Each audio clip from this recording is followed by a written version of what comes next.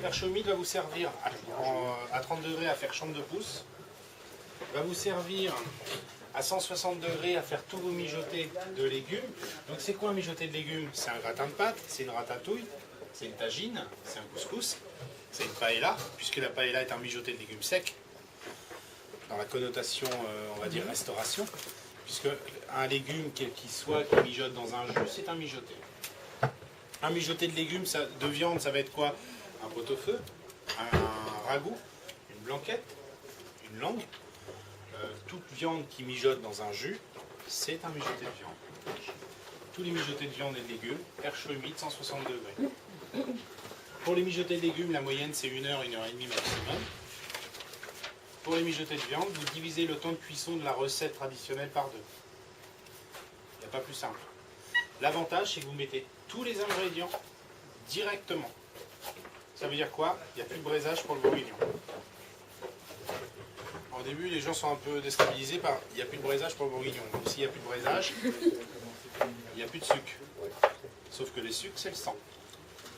Et on va faire, pour faire ressortir on va tricher, ça veut dire que pour faire ressortir le sang, on va faire un démarrage avec de l'eau froide. Ça veut dire que l'eau froide va détendre la chair.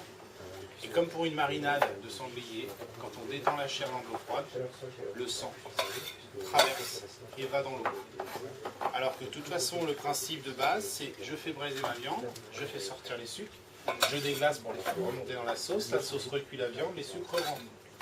Si vous mangez un bourguignon, ou si vous prenez un morceau de viande d'un bourguignon cuit, vous le rincez à l'eau et vous le mangez sans sauce, la viande est tendre, mais par contre c'est pas bon. Le bourguignon c'est la sauce. Si vous enlevez la sauce, le bourguignon n'est pas bon. La blanquette c'est pareil, un bout de morceau de viande blanquette c'est bon. S'il n'y a pas la sauce, c'est un morceau de viande, point barre. Donc là, nous on va pouvoir faire la même chose, mais avec des temps de cuisson plus courts. Ça ne marche qu'avec la viande de boucherie. La viande de supermarché, j'ai essayé, ça ne marche pas. Donc si on veut gagner du temps sur la cuisson et avoir la facilité, ça veut dire je rentre chez moi le soir, je vais faire une blanquette traditionnellement c'est 1h45. Là vous mettez en 1 heure, vous mettez toute la viande, vos petites carottes coupées, vos petits oignons, pain laurier, vin blanc, bouillon, tac, au four. Prenez votre douche, mettez votre table au bout d'1 heure. En une demi-heure, on vous dit qu'on peut faire un riz pilaf. Vous mettez une petite cloche à sonner une demi-heure plus tard, ça fait la moitié d'1 heure. Vous mettez le plat de riz en dessous et la dernière demi-heure, ça cuit le riz et la blanquette. Et votre plat est prêt. Après 50 minutes, ça s'en fait.